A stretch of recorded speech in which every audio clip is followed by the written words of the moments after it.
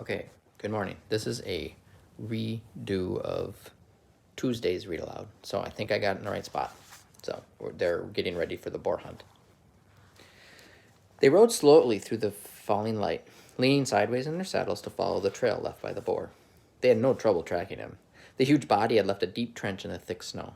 Even without the snow, Will thought it would have been easy. The boar was obviously in a very bad temper. It had slashed at the surrounding trees and shrubs with its tusks as it went, leaving a clear-cut path of destruction through the forest. Halt! Halt! He said, tentatively, when they had gone a kilometer or so into the dense trees. Said Halt a little absently. Why bother the Baron? Couldn't we simply kill the boar with our bows? Halt shook his head. I'm trying to make sure I'm in the right spot. Okay. He's a big one, Will. You can see the size of the trail he's left.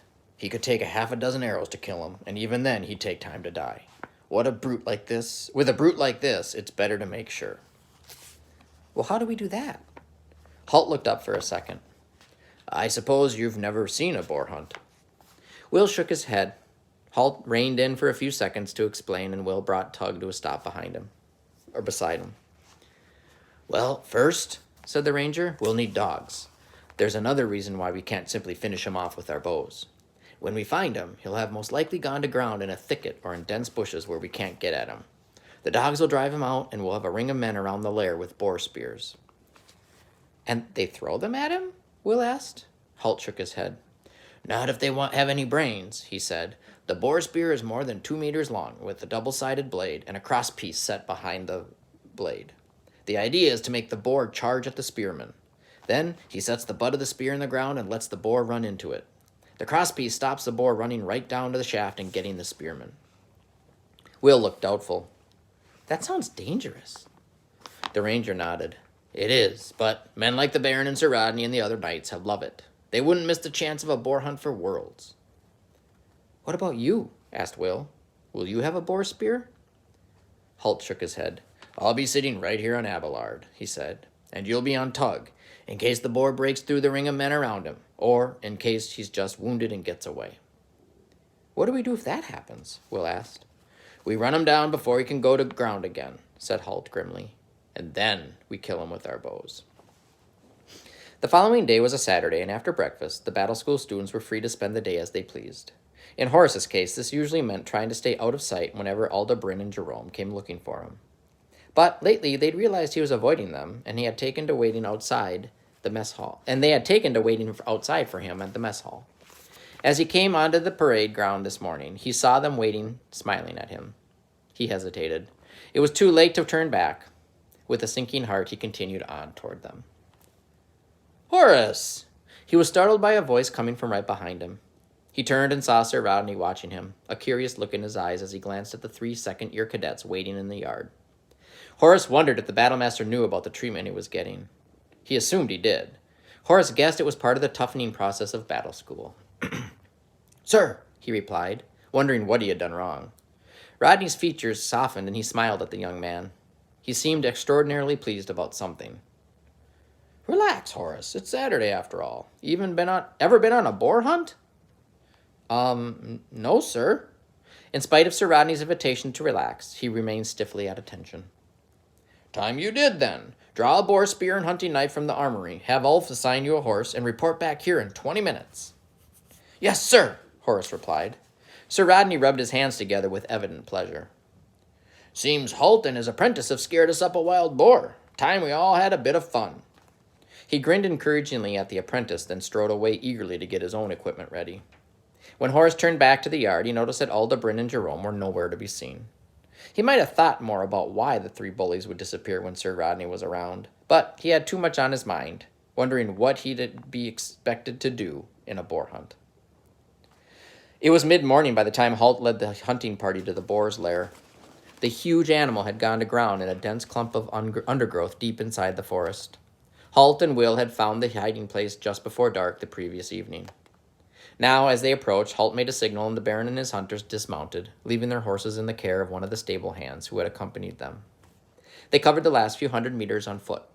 Halt and Will were the only two who remained on horseback. There were 15 hunters in all, each one armed with a boar spear of the type Halt had described. They spread out in a wide circle as they came closer to the boar's lair. Will was a little surprised to recognize Horace as one of the hunting group. He was the only apprentice warrior in the party. All the others were knights. With 100 meters to go, Halt held up his hand, signaling the hunters to stop. He urged Abelard into a gentle trot and crossed to where Will sat nervously astride Tug. The little horse was moving restlessly as he scented the presence of the boar. "Remember," the ranger said quietly to Will, "if you have to shoot, aim for a spot just behind the left shoulder. A clean shot to the heart will be your only chance to stop him if he's charging." Will nodded, licking his dry lips nervously. He reached forward and comforted Tug with a quick pat on the neck. The little horse tossed his head in response to his master's touch. "And stay close to the Baron," Halt reminded him before moving to resume his position on the opposite side of the circle of hunters. Halt was in the position of most danger, accompanying the hunters who were least experienced and therefore most likely to make a mistake. If the boar broke through the ring on his side, he would be responsible for chasing it down and killing it. He had assigned Will to stay with the Baron and the more experienced of the hunters, where there was less likely to be trouble. This placed him close to Horace as well. Sir Rodney had positioned the apprentice between himself and the Baron. After all, this was the boy's first hunt, and the Battlemaster didn't want to take any undue risks. Horace was there to watch and learn. If the boar charged in their direction, he was to let the Baron or Sir Rodney take care of it. Horace glanced up once, making eye contact with Will. There was no animosity in the look.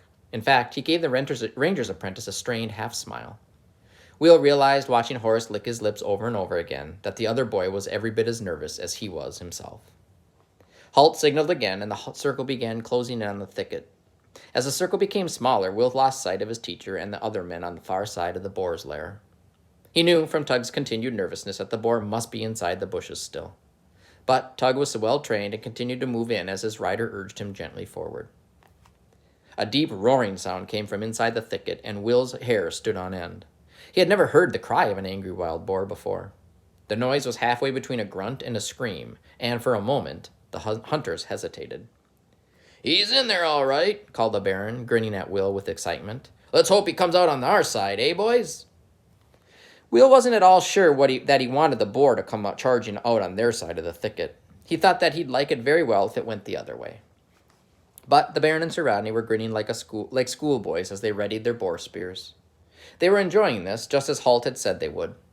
Quickly, Will unslung his bow from across his shoulders and fitted an arrow to the string.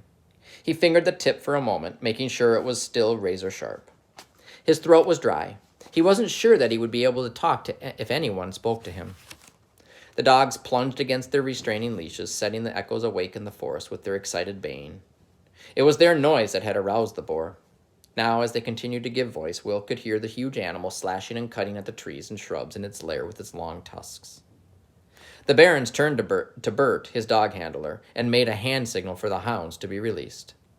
The big, powerful animals were gone almost instantly, flashing across the cleared space to the thicket and disappearing inside. They were savage, heavily built beasts, bred specifically for the purpose of hunting boar. The noise from the thicket was indescribable. The furious baying of the dogs was joined by the blood-chilling screams of the angry boar. There was a crashing and snapping of bushes and young saplings. The very thicket seemed to shake. Then, suddenly, the boar was in the clear. He came out halfway around the circle between the points where Will and Halt were stationed. With an infuriated scream, he threw off one of the dogs that still clung to him, paused a moment, and then charged at the hunters with blinding speed. The young knight directly in front of the boar's charge didn't hesitate. He dropped to one knee, bracing the butt end of his spear onto the ground and presenting the gleaming point to the charging animal. The boar had no chance to turn. His own rush carried him onto the spearhead. He plunged upward, screaming in pain and fury, trying to dislodge the killing piece of steel. But the young knight held grimly to the spear, holding it firmly against the ground and giving the enraged animal no chance to throw it free.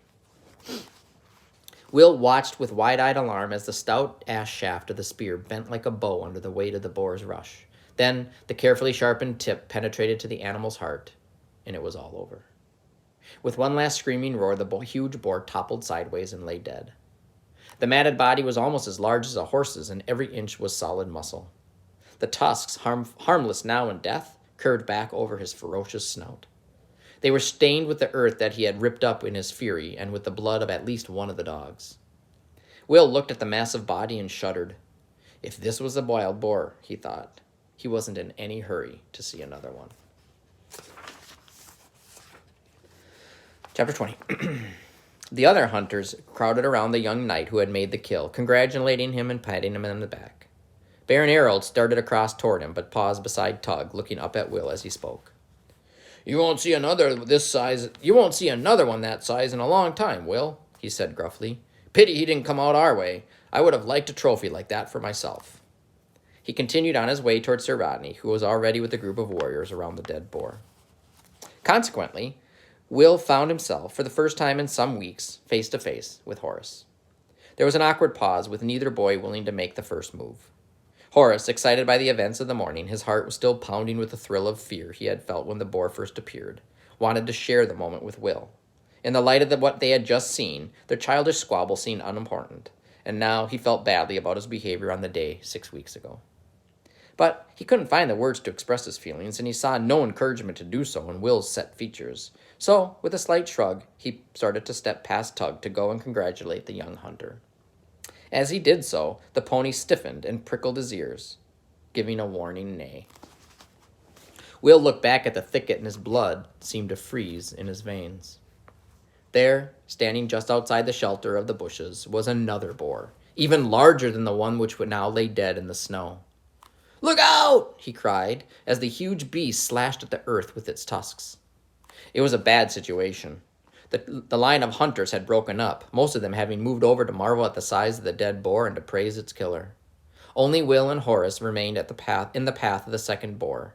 Mainly, Will realized, because Horace had hesitated for those few vital seconds. Horace spun around at Will's shout. He looked at Will, then swung to look at the new danger. The boar lowered his head, tore at the ground again, and charged. It all happened with terrifying speed. One moment the huge animal was ripping the ground with its tusks, and the next it was hurtling toward them. Placing himself between Will and the boar, Horace turned without hesitation to face it, setting his spear as Sir Rodney and the Baron had showed him. But, as he did so, his foot slipped on an icy patch in the snow, and he sprawled helplessly onto his side, the long spear falling from his grasp. There was not a second to lose. Horace lay helpless before those murderous tusks. Will kicked his feet clear of the stirrups and dropped to the ground, sighting and drawing back the bowstring even as he did so. He knew his small bow would have no chance of stopping the boar's maddened rush. All he could hope to do was to distract the maddened animal, to turn it away from the helpless boy on the ground. He fired and instantly ran to one side, away from the fallen apprentice. He yelled at the top of his lungs and fired again. The arrow stuck out of the boar's thick hide like needles in a pincushion. They did it no serious harm, but the pain of them burned through the animal like a hot knife. Its red, angry eyes fastened on the small, capering figure to one side, and furiously it swung after Will. There was no time to fire again. Horace was safe for the moment. Now, Will himself was in danger. He sprinted for the shelter of a tree and ducked behind it, just in time. The boar's enraged charge carried it straight into the trunk of the tree. Its huge body crashed against the trunk, shaking it to its roots, sending showers of snow cascading out of its upper branches. Amazingly, the boar seemed unaffected by the crash. It backed up a few paces and charged at Will again. The boy darted around the tree trunk again, narrowly avoiding the slashing tusks as the boar thundered by. Screaming in fury, the huge animal spun in its tracks, skidding in the snow, and came at him again. This time it came more slowly, giving Will no chance to dart to one side at the last moment. The boar came at a trot, fury in its red eyes, tusks slashing from side to side, its hot breath steaming in the freezing winter air. Behind him, Will could hear the shouts of the hunters, but he knew they'd arrived too late to help him. He knocked another arrow, knowing that he had no chance of hitting a vital spot as the pig came at him head-on. Then there was a thud of muffled hooves on the snow, and a small, shaggy shape was driving toward the furious monster. "No, Tug!" Will screamed, in an agony of fear for his horse. But the pony charged at the huge boar, spinning in its tracks and lashing out with his rear hooves as he came within range. Tug's rear hooves caught the pig in the ribs, and with all the force of the pony's upper legs behind it, sent the boar rolling sideways in the snow. The boar was up in an instant, even more furious than before. The pony had caught him off balance, but the kick had done no serious damage. Now the boar slashed and cut at Tug as the little pony neighed in fear and danced sideways out of the reach of those razor-sharp tusks. "Tug, get clear!" Will screamed again. His heart was in his throat. If those tusks caught the vulnerable tendons in the horse's lower legs, Tug would be crippled for life. He couldn't stand by and watch his horse put himself in such peril for his master. He drew and fired again, and dragging the long ranger knife from his belt, charged across the snow at the huge, furious beast. The third arrow struck the pig in the side. Again, he had missed a vulnerable spot and only wounded the monster. He yelled at it as he ran, screaming for Tug to get clear. The boar saw him coming, recognizing the small figure that had first driven it to such fury. Its red, hate-filled eyes fastened upon him, and its head lowered for a final, killing charge. Will saw the muscles bunch in the massive hindquarters. He was too far from cover to run. He'd have to face the charge here in the open. He dropped to one knee and hopelessly held out the keen-bladed ranger knife in front of him as the boar charged. Dimly, he heard Horace's hoarse cry as the apprentice warrior charged forward to help him, his spear at the ready. Then, a deep whistling hiss cut across the sound of the boar's hooves, followed by a solid, meaty smack. The boar reared up in mid-stride, twisting in sudden agony, and fell dead as a stone in the snow. Halt's heavy-shafted long arrow was almost buried in its side, driven there by the full power of the ranger's mighty longbow. He had struck the charging monster right behind the left shoulder, driving the head of the arrow into and through the pig's massive heart. A perfect shot. Halt reined in Abelard in a shower of snow and hurled himself to the ground, throwing his arms around the shaking boy.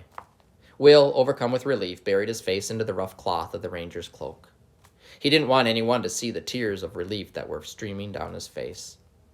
Gently, Halt took the knife from Will's hand. "What on earth were you hoping to do with this?" he asked. Will simply shook his head. He couldn't speak. He felt Tug's soft muzzle butting gently against him and looked up into the big, intelligent eyes. Then it was all noise and confusion as the hunters gathered around, marveling at the size of the second boar and slapping Will on the back for his courage. He stood among them, a small figure, ashamed still of the tears that slid down his cheeks, no matter how hard he tried to stop them. He felt a hand on his shoulder and turned to find he was looking into Horace's eyes, and the apprentice warrior was shaking his head slowly in admiration and disbelief. "You saved my life," he said. That was the bravest thing I've ever seen." Will tried to shrug the other boy's thanks aside, but Horace pressed on. He remembered all the times in the past when he had teased Will, when he had bullied him.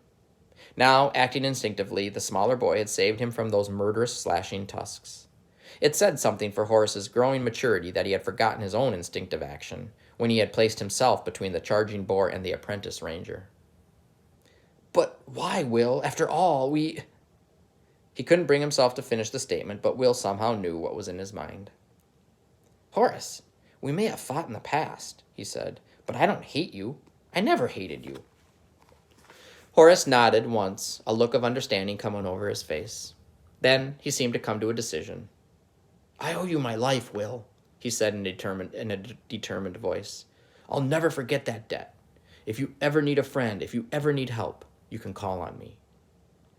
The two boys faced each other for a moment, then Horace thrust out his hand and Will took it. The circle of knights around them was silent, witnessing but not wanting to interrupt this important moment for the two boys. Then Baron Harold stepped forward and put his arms around both of them. "Well said, both of you," he said heartily, and the knights chorused their assent. The Baron grinned delightedly. It had been a perfect morning, all told. A bit of excitement, 2 huge boars killed, and now 2 of his wards forging the sort of special bond that only came from shared danger. "We've got 2 fine young men here," he said to the group at large, and again there was that hearty chorus of assent. "Halt, Rodney, you can both be proud of your apprentices." "Indeed we are, my lord," Sir Rodney replied. He nodded approvingly at Horace. He had seen the way the boy had turned without hesitation to face the charge. And he approved of Horace's open offer of friendship to Will. He remembered all too well seeing them fighting on Harvest Day. It seemed such childish squabbles were behind them now, and he felt a deep satisfaction that he had chosen Horace for battle school. Halt, for his part, said nothing, But when Will turned to look at his mentor, the grizzled ranger met his eye and simply nodded. And that, Will knew, was the equivalent of 3 hearty cheers from Halt. All right, so hopefully this time it'll work. We will see you later.